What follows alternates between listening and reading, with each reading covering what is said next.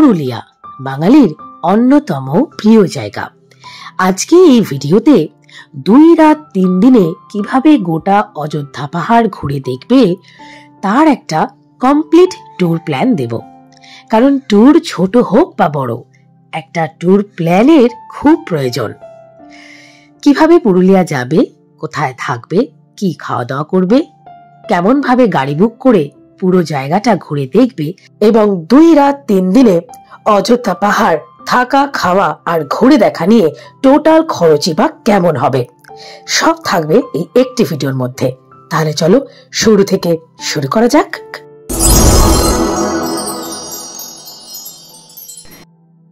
পুরুলিয়ায় প্রধানত 3টে সার্কিট আছে: অযোধ্যা সার্কিট, ঝালদা সার্কিট এবং গড় পঞ্চগড় সার্কিট। আজকের এই ভিডিওটা রইল অযোধ্যা সার্কিটের ওপর। তবে প্রথমে তো জানতে হবে পুরুলিয়া পৌঁছবো কিভাবে। অযোধ্যা পাহাড়ে আসার জন্য সব থেকে কাছের স্টেশন হলো বরাভূম স্টেশন। হাওড়া থেকে দুপুর 12:50 রাঁচি সুপারফাস্ট এক্সপ্রেস আমরা ধরেছিলাম। আজকে আমরা পুরুলিয়া যাচ্ছি। এটা হচ্ছে রাঁচি সুপারফাস্ট এক্সপ্রেস। 12:50 ট্রেন ছাড়বে, 12:03 ট্রেন দিয়ে দিয়েছে, আর 6:03 পৌঁছবো আমরা বরাভূম স্টেশনে।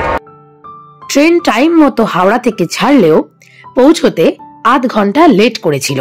ঠিক সন্ধ্যে 6:30 আমাদের বরাভূম স্টেশন নামিয়ে দিল। গাড়ি হোমস্টে থেকে বলা ছিল। যিনি আমাদের এই সম্পূর্ণ ট্যুরটি গাড়ি চালিয়ে ঘুরিয়ে দেখাবেন, শিকারিদা ফোন করে অলরেডি জানিয়ে দিয়েছে যে তিনি পার্কিং এ পৌঁছে গেছেন। প্ল্যাটফর্ম ধরে সোজা হেঁটে গিয়ে যেখানে প্ল্যাটফর্ম শেষ, বাঁ দিকে তাকালেই পার্কিং। আমরা উঠে গেছি গাড়িতে। বরাভূমে আমাদের গাড়ি বলাই ছিল, হোটেল থেকে নিতে এসে গেছে। এবার দেখি আমাদের গাড়িতে কতক্ষণ লাগে। এই যে দেখুন দু সাইডে গাছ, হ্যাঁ দেখতে পাচ্ছেন? হ্যাঁ, এই জায়গাটার বেশিরভাগ ছবি পাওয়া যায়। দেখছেন? বরাভূম স্টেশন থেকে বাগমুন্ডির দূরত্ব 40 কিলোমিটার। আমাদের রিসর্টটি বাগমুন্ডিতেই। যাওয়ার পথে এই সোনকুপি ক্যাফেতে দাঁড়ালাম এক কাপ চা খাওয়ার জন্য। ভালোই ঠান্ডা এখানে, তো ওই জন্য চা খেতে দাঁড়িয়েছি একটা ক্যাফেতে। বেশ ভালো লাগছে, জঙ্গলের মধ্যে দিয়ে গাড়ি যাচ্ছে, তবে অন্ধকার, অতটা বোঝা যাচ্ছে না। কালকে আরো বেটার বুঝবো কেমন জায়গাটা। চা খাওয়ার সময়টুকু বাদ দিলে মোটামুটি 45 মিনিটে আমরা রিসর্টে পৌঁছে গেলাম।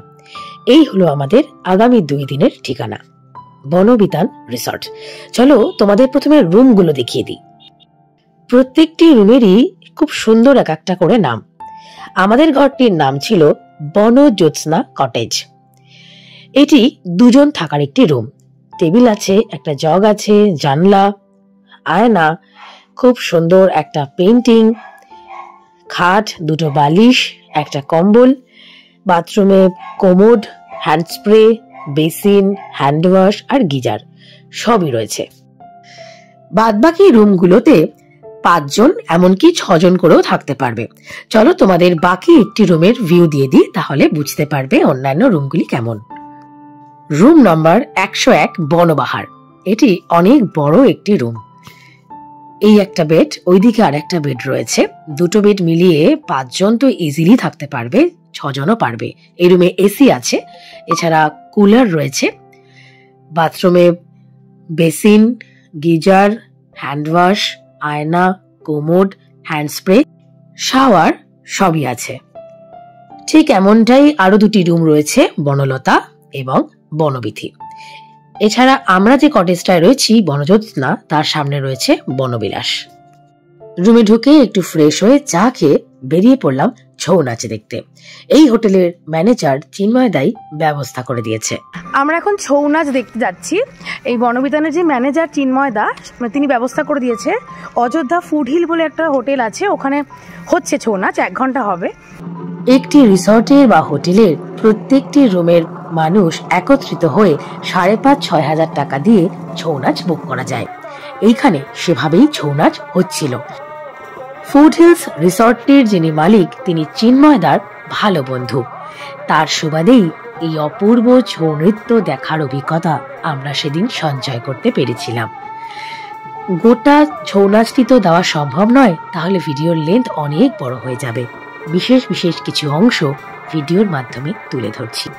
ছৌ নৃত্য দেখতে দেখতে এর সম্পর্কে কয়েকটি কথা জেনে নেওয়া যাক। লোকসাহিত্যের আঙিনার এক বিশেষ শৈলী প্রদর্শনকারী মুখোশ নৃত্য হিসেবে প্রসিদ্ধ এই ছৌ নাচ। ভারতীয় দেব দেবী, দৈত্য, রাক্ষস, নর বানর চরিত্রগুলির অনুরূপ মুখোশ তৈরি করে তার দ্বারা সজ্জিত হয়ে এই নাচ করা হয়। শুধুমাত্র মুখোশ পরিধান করেই নয়, রীতিমতো শারীরিক কসরতের প্রয়োজন এই নৃত্য করার জন্য, ঠিক যেমনটি দেখা যাচ্ছে। অঞ্চল ভেদে বা আঞ্চলিক উচ্চারণ মতে ছৌ নাচের অনেক নাম দেখা যায়, যেমন ছৌ, ছ, ছৌ, ছাউ ইত্যাদি, কিন্তু সবচেয়ে জনপ্রিয় ছৌ মানে সং বা ছায়া। পুরুলিয়ায় প্রায় প্রতিটি ছৌ নাচের পালায় যুদ্ধ একটি অতি আবশ্যক অনুষঙ্গ এবং পালাগুলি যুদ্ধের চরম উত্তেজনার মধ্যে পরিসমাপ্তি লাভ করে। পুরুষরাই এই নৃত্যে অংশগ্রহণ করে। কোনো নারী চরিত্র থাকলেও সেটা পুরুষরাই নারী সেজে করে। আগেই শুধুমাত্র পুরুলিয়ায় এই নাচ সীমাবদ্ধ থাকলেও বর্তমানে কিন্তু উড়িষ্যা, ঝাড়খণ্ড, সেরাইকেল্লা প্রভৃতি স্থানেও ব্যাপকভাবে জনপ্রিয়তা লাভ করেছে এই নৃত্যভঙ্গি। এমনকি বিশ্বের দরবারেও এক অনন্য নজির স্থাপন করেছে আমাদের ছৌ নাচ। এটি মূলত পূর্ণ রাত্রির নৃত্য অনুষ্ঠান। খোলা আকাশের নিচে যাত্রা যেমন ভাবে করা হয়, ঠিক তেমন ভাবেই গোল হয়ে মাটির উপরে নৃত্য পরিবেশন করা হয়। চৈত্র মাসের শেষ দিন থেকে আষাঢ় মাস পর্যন্ত যতদিন বর্ষা না নামে ততদিন পর্যন্ত কোনো না কোনো গ্রামে একটা না একটা আসর দেখতে পাওয়া যাবেই। ছৌ নৃত্য দেখতে দেখতে কখন যে ঘড়ির কাঁটায় 1 ঘন্টা হয়ে গেল বুঝতেই পারিনি। সেদিন হোমস্টেতে ফিরে ডিনার করে ঘুমিয়ে পড়লাম। ডিনারে ছিল কষা মাংস, ডিমের কারি, ভাত, আলু ভাজা, ডাল আর চাটনি। পরের দিন ঘুম ভাঙলো সবুজের কোলে। আজকে অনেকগুলো জায়গা দেখার আছে, চটপট ব্রেকফাস্ট করেই বেরিয়ে পড়তে হবে। তার আগে একটু হাঁটতে বেরোলাম। এইটাই হলো আমাদের হোমস্টের সামনে মেন রাস্তা। হাঁটতে হাঁটতে একটা চায়ের দোকানে গিয়ে দেখি জিলিপির মতো পেঁচানো পেঁচানো তেল ভাজা বিক্রি হচ্ছে। নাম জিজ্ঞেস করায় বলল ফাপড়া। বনবিতান ফিরে 1 কাপ চা খেয়ে ব্রেকফাস্ট সেরে নিলাম। রুটি, আলুর তরকারি, সেদ্ধ ডিম আর একটা জিলিপি। তবে লুচিও কিন্তু করা হয়। আমরা রুটি চেয়েছিলাম, সেই জন্যই রুটি করা হয়েছে। খেয়ে দিয়ে চটপট রেডি হয়ে আমরা বেরিয়ে পড়লাম সাইট সিনের উদ্দেশ্যে। আজ আমাদের প্রথম গন্তব্য লহরিয়া শিব মন্দির। পশ্চিমবঙ্গের পুরুলিয়া জেলার মনোরম অযোধ্যা পাহাড়ে অবস্থিত একটি ঐতিহাসিক হিন্দু মন্দির এটি। 1000 বছরেরও বেশি পুরনো বলে বিশ্বাস করা হয় এই মন্দিরটিকে। এখানে একটি বটগাছ রয়েছে যেখানে হাজার মানুষের হাজার ইচ্ছে বাঁধা। এই মন্দিরে বিবাহ করানো হয়, লেখা রয়েছে তার নিয়ম কানুন। মূল মন্দিরের চারপাশে বিভিন্ন হিন্দু দেবদেবীর উদ্দেশ্যে নিবেদিত কয়েকটি ছোট মন্দিরও রয়েছে। আর চৈত্র সংক্রান্তিতে এখানে চড়ক মেলা হয়, তোমার ছৌ নাচের আসর বসে। খুব ফেমাস জায়গা। বাইরে থেকে অন্যান্য ঝাড়গ্রামের অন্যান্য গ্রাম থেকে মানুষ এখানে পুজো দিতে আসেন, শিব পুজো দিতে আসে। বিশাল বড় শিবরাত্রি হয়। খুব সুন্দর, নিরিবিলি, পরিষ্কার পরিচ্ছন্ন একটি মন্দির। মন্দিরের পাশেই রয়েছে কেষ্টবাজার ড্যাম, পাহাড়ে সবুজে ঘেরা জলরাশি। মন্দির আর ড্যাম পাশাপাশি হওয়ার জন্য জায়গাটি আরো বেশি জনপ্রিয় হয়ে উঠেছে পর্যটকদের কাছে। সেদিনের দ্বিতীয় গন্তব্য ছিল লোয়ার ড্যাম। আর এই লোয়ার ড্যামের সামনে ছিল একটা গাছ, তাতে দেখি অজস্র ছোট ছোট হনুমানের ছানা। সবুজের মাঝে ধাপে ধাপে পাহাড়ের গা বেয়ে বয়ে গেছে লোয়ার ড্যাম। লোয়ার ড্যাম দেখে আমরা পৌঁছে গেলাম আপার ড্যামে। এই আপার ড্যাম 1 কিলোমিটারেরও বেশি দীর্ঘ একটি হ্রদ সৃষ্টি করেছে, যা এই শুষ্ক অঞ্চলে জলের প্রধান উৎসও বটে। অযোধ্যা পাহাড়ের ওপর দিয়ে সূর্যাস্ত দেখার জন্য আপার ড্যামের লেক সাইড রোড অন্যতম সেরা জায়গা। আপার ড্যাম দেখে শিকারীদা আমাদের নিয়ে গেল দুর্গা মন্দির দেখাতে। এই হলো দুর্গা মন্দির। এই ঘরটিতে মায়ের ভোগ রান্না হয়। প্রচুর বড় বড় গাছ এখানে, জবা, বট, নানান গাছ। আর এই যে মাটির ঘরটি দেখা যাচ্ছে তার ভেতরেই রয়েছে বহু বছরের পুরনো কাঠের দুর্গা মূর্তি, যার হাতে একটি আগুনের শিখা জ্বলে, যেটি কখনো নেভানো হয় না। এই মন্দিরটির পরিবেশই এই মন্দিরটিতে আসার কারণ হতে পারে। এত শান্ত, নিরিবিলি, বড় বড় বৃক্ষ ছায়া, দৈনন্দিন জীবনের থেকে কিছুক্ষণ শান্তি পাওয়ার জন্য এখানে আসাই যায়। দুর্গা মন্দির থেকে পৌঁছে গেলাম সীতাকুণ্ড দেখতে, বুড়বুড়ি সীতাকুণ্ড। নামটা শুনেই বুঝতে পারছো নিশ্চয়ই যে পুরুলিয়ার সাথে জড়িয়ে আছে রামায়ণও। পুরুলিয়া শহর থেকে 47 কিলোমিটার দূরে সীতাকুণ্ড। মাটির নিচ থেকে অনবরত বেরিয়ে আসছে স্বচ্ছ পরিষ্কার শীতল জল। মাছও খেলা করছে সেখানে। স্থানীয় মানুষেরা বলে থাকেন, ত্রেতা যুগে বনবাসের সময় এখানে কয়েকদিন ছিলেন রামচন্দ্র ও সীতা দেবী। সীতা তৃষ্ণার্ত হয়ে পড়লে তীর ছুঁড়ে মাটি ভেদ করে জল বের করে আনেন রামচন্দ্র। এখনো বেরিয়ে চলেছে সেই জল।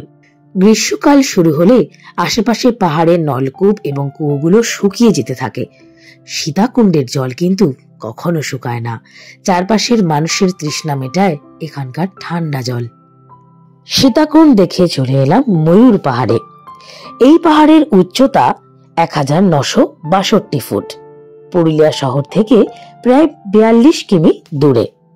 একসময় নাকি এখানে প্রচুর ময়ূর বিচরণ করত, সেই থেকেই ময়ূর পাহাড়। ময়ূর পাহাড়ের চূড়া থেকে দৃশ্যমান পুরুলিয়া তোমাকে মুগ্ধ করবে। একটু কষ্ট করে উঠতে হবে এই পাহাড়ের ওপর। এখানে একটি হনুমানজির মন্দির আছে, আর আছে একটা ওয়াচ টাওয়ার।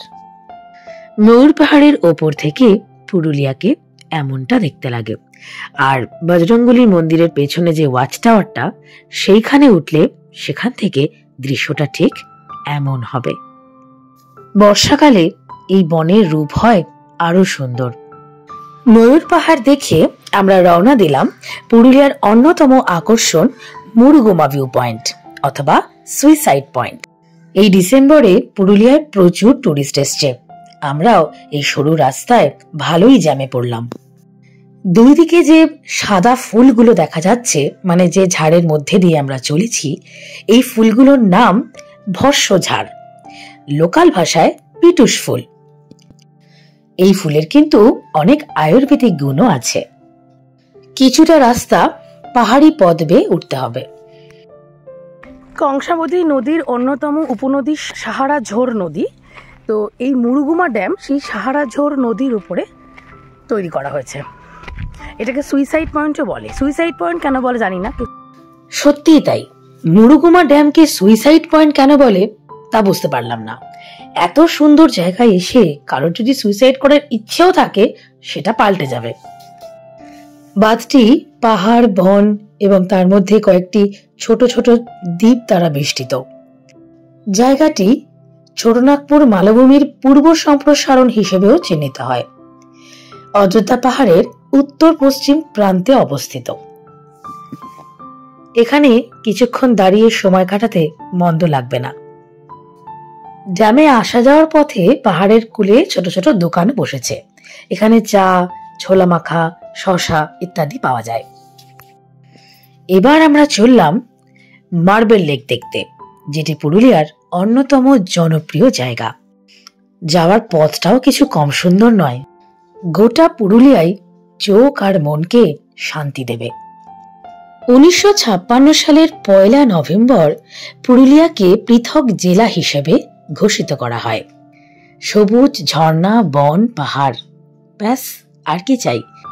পার্কিং করে লেক পর্যন্ত যাওয়ার রাস্তাটা ভারী সুন্দর। প্রত্যেকটি দোকানে এমন গাছের পাতার ছাউনি করা আছে। এই জায়গার আসল নাম কিন্তু তরপানিয়া হ্রদ, স্থানীয়ভাবে মার্কেল লেক নামে পরিচিত। কথিত আছে, যখন চতুর্থ বৃহত্তম জলবিদ্যুৎ প্রকল্পটি নির্মাণ করা হচ্ছিল এবং এর জন্য আশেপাশের পাহাড়গুলোতে বিস্ফোরণ ঘটানো হয়েছিল, সেই সময় এই হ্রদটি আবিষ্কৃত হয়েছে। হয়তো পাথরের বিস্ফোরণের কারণে ভূগর্ভ থেকে পানির স্রোত এই হ্রদের জন্ম দিয়েছে। মার্বেল লেকে কিছুক্ষণ সময় কাটিয়ে কয়েকটি ছবি তুলে পৌঁছে গেলাম বামনি জলপ্রপাত দেখতে। এত সুন্দর সুন্দর জায়গা, কিন্তু কোনো প্রবেশ মূল্য নেই। এই ঝর্ণায় পৌঁছানোর জন্য টোটাল 400টা মতো সিঁড়ি রয়েছে। আমরা নামা শুরু করলাম, দেখা যাক কতটা নামতে পারি। বামনি ফলসের রূপই আলাদা, তার পতনের আওয়াজে মন্ত্রমুগ্ধ হয়ে যাওয়ার জোগাড়। এই অপূর্ব জায়গাটা কিন্তু 250টা সিঁড়ি ক্রস করে আসার পর। একদম নিচ পর্যন্ত যাওয়ার মতো শক্তি আর সেদিন হয়নি। এইখানে দাঁড়িয়েই ঝর্ণা উপভোগ করলাম। ওই যে নিচে বামনি ফলসের বাকি অংশ দেখা যাচ্ছে। 252টা সিঁড়ি আমরা নেমেছি, তারপরে এই ভিউটা দেখতে পেলাম। কিছুক্ষণ সময় কাটিয়ে রওনা দিলাম আজকের দ্বিতীয় ঝর্ণা দুর্গা ফলস দেখতে। ফলসের নামার রাস্তাটা খুবই বিপজ্জনক, তাই হাতে ফোন নিয়ে নামতে পারিনি, সেজন্য রাস্তার ভিডিও তুলতে পারলাম না। তবে একটু কষ্ট করে নামতে পারলে কিন্তু দেখা মিলবে এই অপূর্ব দুর্গা ফলসের। পুরুলিয়া একবার বর্ষাকালে আসার ইচ্ছে রইল। শীতকালেও ভারী সুন্দর করে বয়ে চলেছে দুর্গা ফলস। জলে, শালপিয়ালের বনে, পাহাড়ে পুরুলিয়া অনন্য। রাস্তাটা ভীষণ বিপজ্জনক, প্রচণ্ড ধরে ধরে সাবধানে আস্তে আস্তে আসতে হবে, কিন্তু আসতে পারলে ভালো লাগবে, কারণ একদম ঝর্ণার কাছে বসে আছি আমরা। এখানে বসে থাকতেও ভালো লাগবে, আরাম লাগছে বেসিক্যালি, কিন্তু রাস্তাটা কিন্তু খুবই খুবই খারাপ, খুব সাবধানে নামতে হবে। দুর্গা ফলসে আসার জন্য যেখান থেকে নামতে হয়, রাস্তার উপরে ঠিক সেইখানে এই পাহাড়ি লেবুর শরবত পাওয়া যাচ্ছিল। লোভ সামলাতে না পেরে 2 গ্লাস শরবত খেয়ে নিলাম। ঘড়িতে তখন প্রায় 4:30। দুর্গা ফলস দেখেই দুজনে গুটি গুটি পায় শিকারীদার গাড়িতে উঠে বসলাম। আর শরীর দিচ্ছে না, আজকের মতো সাইট সিন এখানে ইতি। আগামীকাল Pardi dam, Khoyrabera dam, Khoyrabera view point, Pakhi Pahar, আরো অনেকগুলো জায়গা দেখব। এখন হোমস্টেতে ফিরে লাঞ্চ করেই একটু রেস্ট নিয়ে বেরিয়ে পড়বো মুখোশ গ্রাম দেখতে। ফেরার পথে শিকারীদা চিন্ময়দাকে ফোন করে বলে দিয়েছিল খাবার গরম করতে। গিয়েই গরম গরম ভাত খেতে বসে পড়েছিলাম। এমন আতিথেয়তা পেলে বারবার আসতে মন কার না চাইবে। মেনুতে ছিল ভাত, ফুলকপি আলুর তরকারি, ডাল, বেগুন ভাজা, মাছ, চাটনি, পাঁপড়। আমরা আবার রেডি হয়ে বেরিয়ে গেছি। এখন আমরা মুখোশ গ্রামে যাব, যেটার জন্য যাওয়ার জন্য আমরা ভীষণ এক্সাইটেড। পুরুলিয়ার বিখ্যাত ছৌ নাচ, আর সেই ছৌ নাচের মুখোশ বানানো হয় যে গ্রামে, চড়িদা গ্রাম, সেখানে তারা মুখোশ বিক্রিও করে, তো সেখানে যাচ্ছি। বনবিতান হোমস্টের ম্যানেজার চিন্ময়দা রাজেন সূত্রধরের দোকানে আমাদের যেতে বলেছে। তিনি তাকে ফোন করে জানিয়ে দিয়েছেন যে আমরা যাচ্ছি। আগে তার দোকানে যাব, তারপর সেখান থেকে অন্যান্য দোকান ঘুরে দেখব। এমনকি যার হোমস্টেতে আমরা আছি, অনুপদা, তিনি এখানে স্কুল মাস্টার ছিলেন। এই মুখোশ গ্রামে প্রায় সবাই নাকি তারই ছাত্র। কি মজার না? এই হলো রাজেন্দার দোকান। মার্কেটিং হয়ে যাবে। মুখশিল্পী আপনি দুর্গার থেকে শুরু করে কথাকলি ধরুন, গণেশ, আপনি আদিবাসী পাবেন, নজরকাঠি পাবেন, অনেক রকম ভ্যারাইটি, মানে প্রায় 300 থেকে ওপরে ভ্যারাইটি পাবেন। এখন সবগুলো অ্যাভেলেবেল নেই যেহেতু কাস্টমার আসছে, কিন্তু আপনি যদি কন্ট্যাক্ট করেন, ফটো পাঠিয়ে দেবো, পছন্দ যদি হয় তো কন্ট্যাক্ট করবেন, কার্ড দিয়ে দেবে, কার্ডে মেনশন করতে পারেন। এগুলো 60 পেয়ার দাম আছে, এটা 60 দাম আছে, এগুলো 40 দাম আছে। আচ্ছা, এই নিচের গুলো বলো। 350, 250, এগুলো 180 পেয়ার, এগুলো 120 পেয়ার। আচ্ছা, আর ওই যে কথাগুলি পুরো বডি ফুল ফিগারে আছে আপনার 180 টাকা, ছোটগুলো 280 টাকা। আর এই বড় দুর্গাটা? বড় দুর্গা 1700 টাকা। পেছনের ওই দুর্গাটা মুখোশ লাল রঙের, বড় পিছনে আপনার 1700 টাকা। আরে এমনি দেখাও এরকম। এই গ্রামে সবাই শিল্পী, যে দোকানেই তাকাবে সবাই মুখোশ বানাচ্ছে এবং তা টাঙিয়ে রাখছে বিক্রি হবার আশায়। যেহেতু মাইথোলজিক্যাল গল্পের উপরেই ছৌ নাচ সম্পন্ন হয়, সেজন্য রাবণ, হনুমান, গণেশ, মা দুর্গা, শ্রীকৃষ্ণ, বাঘ, সিংহ, ময়ূর, মাইথোলজিক্যাল ক্যারেক্টারের মুখোশ বেশি দেখতে পাওয়া যায়। ছৌ নাচকে বিশ্বের দরবারে প্রথম নিয়ে গেছিলেন গম্ভীর সিং মুন্ডা। পদ্মশ্রী এবং আরো অনেক পুরস্কার পেয়েছিলেন তিনি। এই চড়িদা গ্রামে তার বাবার বাড়ি ছিল। 2002 সালের 1 নভেম্বর তিনি মারা যান, কিন্তু রেখে যান ছৌ নাচ গোটা পৃথিবীর জন্য। রাস্তার মোড়ে মোড়ে চারিদিকে মুখোশের দোকান, বিভিন্ন দামের আছে। এরা খুবই কষ্ট করে বানায়, যথেষ্ট রিজনেবল দামই নেয়। সব দোকানে প্রায় একই রকম দাম, অনেক নিলে বা একাধিক নিলে ওরা কমিয়েও দেয়। তো আমরা তো নিচ্ছি মুখোশ এখান থেকে। তোমাদের এলে তোমাদেরও ইচ্ছা করবে, কারণ খুব ভালো লাগছে, কালারফুল একদম। রাজেন্দা আমাদের মুখোশ প্যাক করতে লেগে গেছে। এই হলো ওনার কার্ড, এই নাম্বারে ফোন করলে মুখোশ পাঠিয়েও দেওয়া যাবে। ফিরতে মন না চাইলেও ফিরতেই হবে, কারণ বেড়াতে গেলে সময় যে বড্ড শত্রু হয়ে দাঁড়ায়। ফিরে এলাম হোমস্টেতে, তবে এখানে কিন্তু আজকের দিনটা শেষ নয়। হোমস্টেতে ঢুকতেই হাতে পেয়ে গেলাম চা, আর তারপর চা খাওয়া হয়ে গেছে। আমরা এখন যাচ্ছি এখান থেকে গুড় আনতে, গুড় নিয়ে যাব এখান থেকে। তো চিন্ময়দাই ম্যানেজ করে দিয়েছে আমাদের গুড়, খুব ভালো একটি দোকানে আমাদের নিয়ে যাচ্ছে। তো তোমরাও এলে এখান থেকে গুড় নিয়ে যেতে পারো বাড়ির জন্য। না আমি গুড় খান ভালো দেখে তারপর আমি বললি যে ওইখানে নিয়ে চলো, ওইখানে ভালো। দরাদরি থেকে শুরু করে ওজন সবকিছুই চিন্ময়দা আর শিকারিদাই করে দিয়েছিল। আমরা খালি গিয়ে দাঁড়ালাম, ভিডিও করলাম, গুড় হাতে নিয়ে আবার গাড়িতে উঠে পড়লাম। বলাই বাহুল্য অপূর্ব ছিল গুড়, পাটালি এবং খেজুর দুটোই। তোমরা যদি পুরুলিয়ায় অন্য কোথাও থাকো কিন্তু এই গুড়ের স্বাদ পেতে চাও, তাহলে এই হলো তার নাম্বার, যিনি গুড় বিক্রি করেন, জলিল, আর এই হলো তার ফোন নাম্বার। শেষমেশ হোমস্টেতে ফিরে ডিনার করে সেদিনের মতো ঘুমিয়ে পড়লাম। ডিনারের মেনু ছিল অমলেট, ডাল, বেগুন ভাজা, ভাত এবং চিকেন। দ্বিতীয় দিনটা শুরু হলো গরম গরম এক কাপ চা দিয়ে। আজকে তো সাইট সিন করতে যাবই, তার আগে চলো এই হোমস্টের যিনি ম্যানেজার চিন্ময়দা, তার সাথে তোমাদের আলাপ করিয়ে দিই। তার মুখ থেকে শুনে নাও যে বনবিতান হোমস্টেতে এলে কি কি সুবিধে পাওয়া যাবে। আমি চিন্ময় কুমার। বনবিতান হোমস্টে আমাদের অনেক অতিথি সবাই এসে থাকেন এখানে এলে আপনি ঘরোয়া খাবার পাবেন আমাদের নিজের মতো করে। শীতকালে আপনার খেজুরের রস, খেজুর গুড় সব কিছু সুবিধা, ছৌ নৃত্য, সাঁওতাল নৃত্য সব কিছু দেখার সুবিধা করে দেওয়া হয়। ম্যাক্সিমাম কতজন এসে থাকতে পারবে? ম্যাক্সিমাম আপনার 28 থেকে 30 জন মতো। আচ্ছা, কিরকম দাম আছে? সিজনে বাড়ে কমে, তাই তো? বাড়ে কমে, এক একটা রুমে আপনার 5 জন করে, আর ল্যাট্রিন বাথরুম উইথ গিজার। ওকে, মানে কুলার গিজার সব আছে। হ্যাঁ, আর একটা রুমে অনলি ডবল বেড। হ্যাঁ, একটা রুমে এসি। এখানে ওই চেক ইন আপনার সকাল 9টাতে আর চেক আউট 8:30।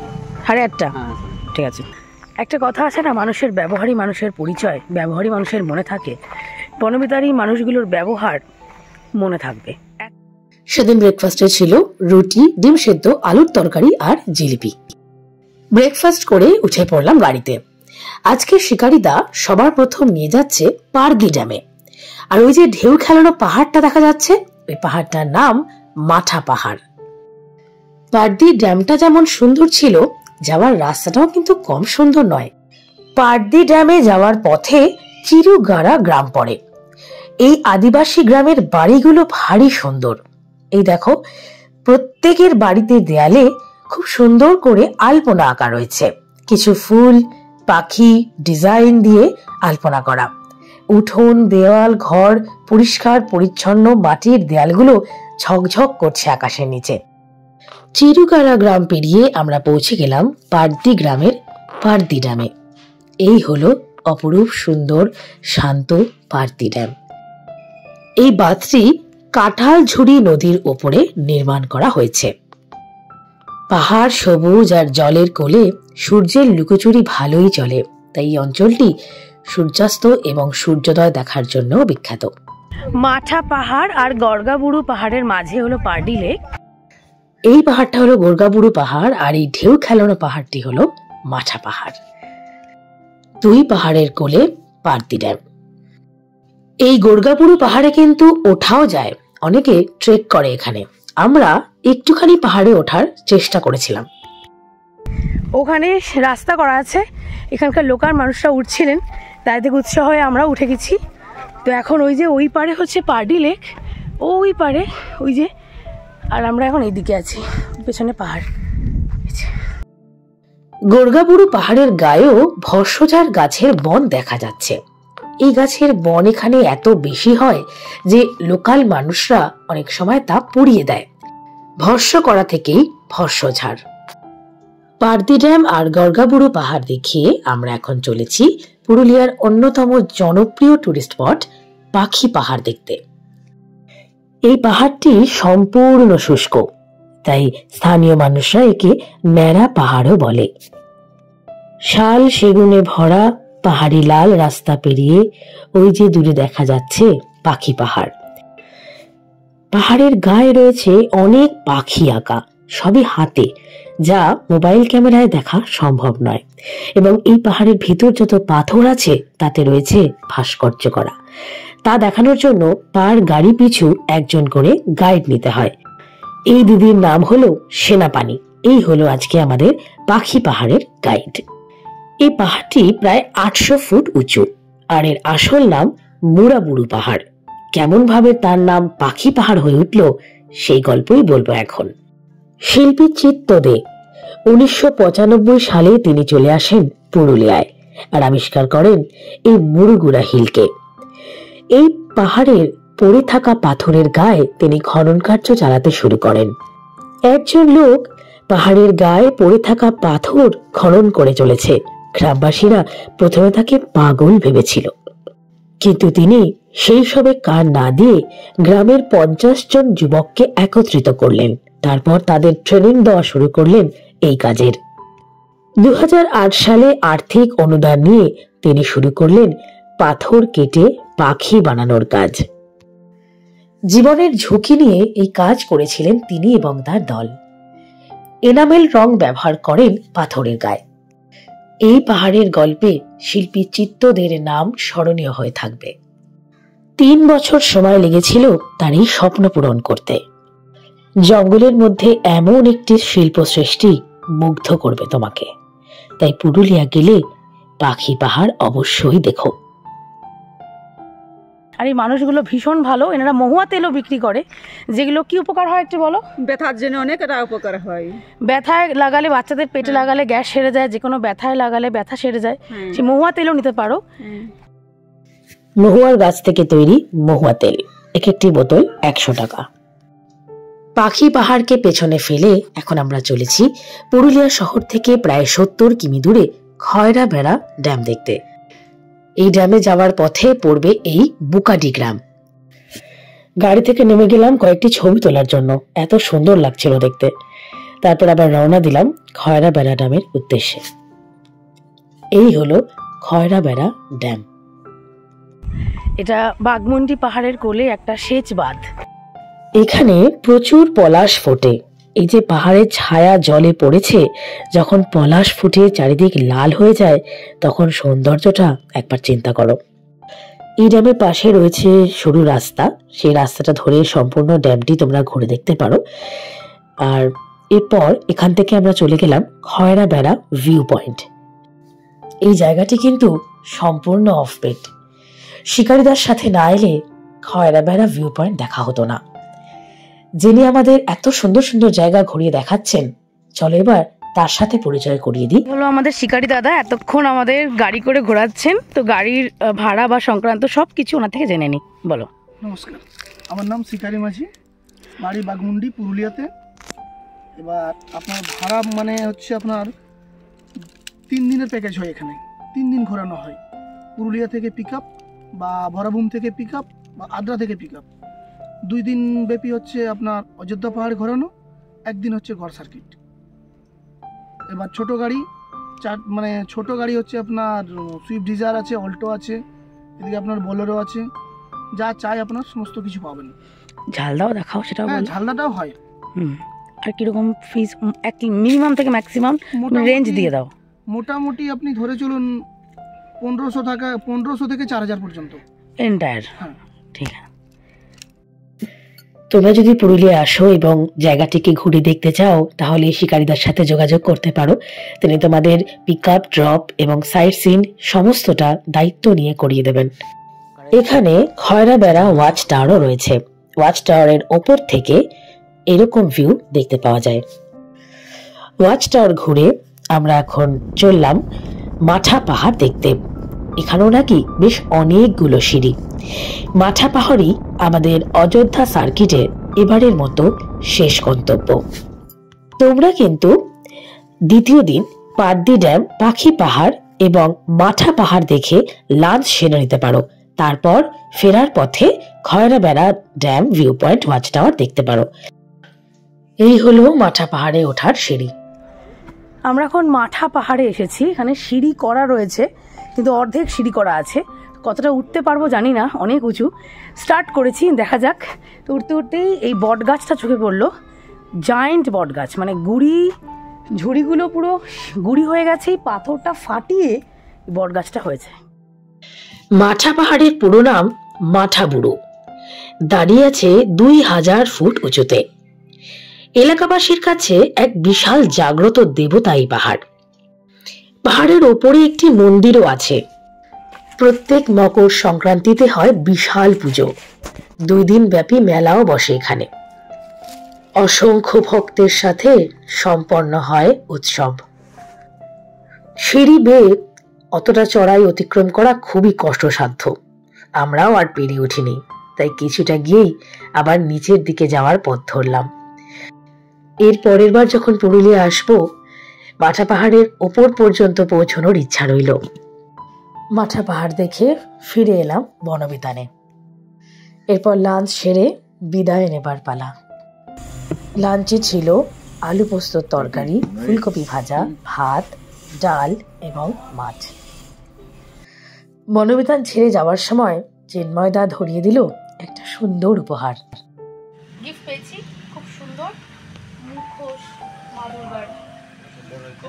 এই বনবিতানের মানুষগুলো এত ভালো যে আমি সাজেস্ট করব, যদি তোমরা পুরুলিয়া আসো, অযোধ্যা পাহাড় ঘুরতে আসো, অবশ্যই বনবিতানে থেকো। এটা কোনো প্রমোশন, পেইড প্রমোশন নয়, আমি মন থেকে বলছি, ভালোবেসে বলছি। কারণ এই জায়গাটা, এই মানুষগুলোর ব্যবহার, আতিথেয়তা আমাকে মুগ্ধ করেছে। যদি শুধু অযোধ্যা পাহাড়ের ট্রিপ করো তাহলে 2 নাইটে হয়ে যাবে। যেমন আজকে আমরা বাড়িও ফিরে যেতে পারতাম যদি শুধু অযোধ্যা পাহাড় ট্রিপ করতাম। পরশু এসছি, গতকাল পুরো অযোধ্যা ঘুরেছি। আজকে সাইট সিইং করে বাড়িও ফিরে যেতে পারো, কিন্তু যেহেতু আমরা ঝালদা সার্কিটটাও করব, সে কারণে আজকে এখানে কমপ্লিট করে হাতে চলে যাব। তো 3 নাইটের ট্যুরও হতে পারে, আবার 2 নাইটের ট্যুরও পুরুলিয়ায় করতে পারো। এর পরবর্তী ভিডিওতে ঝালদা তুলে ধরব। আজকে এখানেই শেষ করছি। তোমাদের যদি এই ভিডিওটা ভালো লাগে তাহলে লাইক করো, যদি কিছু জানার থাকে কমেন্ট করে জানিও। পরিবার বন্ধুদের মাঝে ছড়িয়ে দাও বাংলার সৌন্দর্যকে, এবং যদি মন চায় সাবস্ক্রাইব করো। খুব শিগগিরই দেখা হবে পরবর্তী ভিডিওতে, যেখানে থাকবে পুরুলিয়ার ঝালদা সার্কিট। আজ এখানেই শেষ করছি। ভালো থেকো, সুস্থ থেকো, টাটা।